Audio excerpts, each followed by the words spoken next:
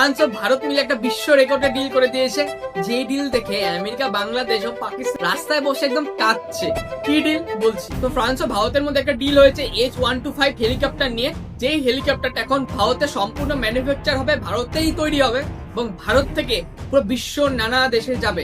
প্রথম কোন European technology ভারতের শেয়ার হচ্ছে ডাইরেক্ট। পাকিস্তান পুরো আশায় ছিল এটা হয়তো পাকিস্তানে হবে, বাংলাদেশ অল্প আশা করেছিল হয়তো ফ্রান্স তাদের সাথে টেকনোলজি শেয়ার করবে, কিন্তু এখন দেখা যাচ্ছে ফ্রান্স কাউকে তোয়াক্কা না করে ফ্রান্স ডাইরেক্ট ইন্ডিয়াতে এসে ডিলটা করে নিল। তোমরা তো অনেকে বলতে পারো ইন্ডিয়া তো শুধু একটা হেলিকপ্টারই বানাচ্ছে, এটা কি আছে, কত দেশই না কত হেলিকপ্টার বানায়, কিন্তু না, এটাই হচ্ছে বিশ্বের সর্বপ্রথম হেলিকপ্টার যেটা মাউন্ট এভারেস্টের উপরে উঠেছিল। হ্যাঁ, আর কোনো হেলিকপ্টার এই পৃথিবীতে আজ পর্যন্ত এই রেকর্ড করতে পারেনি। এই ভিডিওটা দেখতে পাচ্ছ, এটা ফ্রান্সের একটা ব্যক্তি যিনি প্রথম এই হেলিকপ্টার নিয়ে মাউন্ট এভারেস্টের উপরে গিয়েছিল। সেখানে সামিটে প্রায় 3 মিনিট বসেছিল, তারপরে হেলিকপ্টার নিয়ে ফিরত এসেছিল। এটা একটা পুরো রিস্কি অভিযান ছিল, হেলিকপ্টারে ক্র্যাশও হতে পারতো, কারণ মাউন্ট এভারেস্টের উপরে যত আবহাওয়া খারাপ থাকে আপনারা তো ভালো করেই জানেন, কত লোক সেখানে গিয়ে আর ফিরতে পারে না। তো এই হেলিকপ্টারটা বর্তমানে এবার ভারতে তৈরি হবে, নরেন্দ্র মোদী নিজে জানিয়েছেন।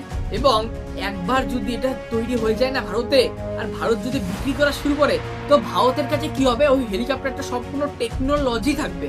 কোনো দেশ যদি কোনো দেশের পক্ষে ওটাকে ইউজ করে, তো ইন্ডিয়া জানবে আর গোপন তথ্য থাকবে ওই দেশের সম্পর্কে। তো আমাদের ডিফেন্স মিনিস্টারও ইনগ্রেশন করে জানিয়েছে এটা এখন ভারতে তৈরি হবে এবং তার সাথে কি হবে, পুরো বিদেশে বিক্রি হবে। এর ফলে ভারতের রেভিনিউ অনেক বাড়বে। একটা জিনিস ভাবো, ভারত আস্তে আস্তে কত ডিফেন্সে আগাচ্ছে।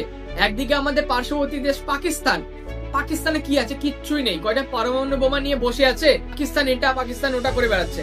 কিন্তু রিয়ালিটিতে ভারত ডিফেন্সে প্রচুর আগিয়ে যাচ্ছে। ডিফেন্স সেক্টরে আস্তে আস্তে নতুন একটা উচ্চাই, নতুন একটা উচ্চতা ছুটছে।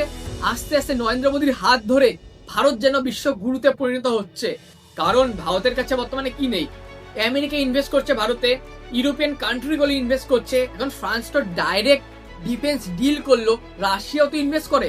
কিন্তু এতটা ক্লিন ভাবে কোনোদিন দেখা যায় না যে কোনো ইউরোপিয়ান টেকনোলজি সম্পূর্ণভাবে ভারতের সাথে হেলিকপ্টার বানানোর ফর্মুলা শেয়ার করছে।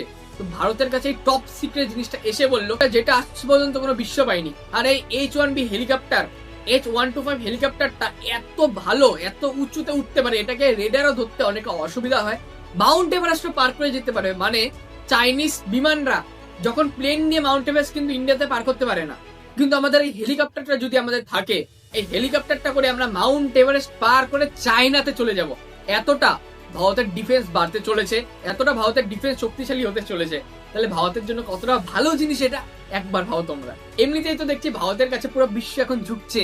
এবার এই হেলিকপ্টার আসার পর পুরো বিশ্বের সবকটি দেশ লাইন হয়ে দাঁড়িয়ে থাকবে, আমাকে দাও, এ বলে আমাকে দাও, আমেরিকা বলবে আমাকে দাও, রাশিয়া বলবে আমাকে দাও, পাকিস্তান বলে আমাকে দাও, বাংলাদেশ বলে আমাকে দাও।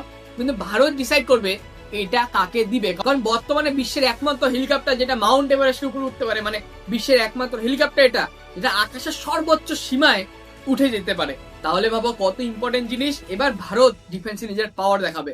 তো বন্ধুরা, কেমন লাগলো ভিডিওটা কমেন্টে জানাবো। যে নরেন্দ্র মোদীর হাত ধরে দিনে দিনে কতটা গ্রো করছে সেই সম্পর্কে তোমাদের চিন্তা কি, একটু কমেন্টে লিখে জানাও। আমার খুব ভালো লাগে তোমাদের কমেন্ট পড়তে।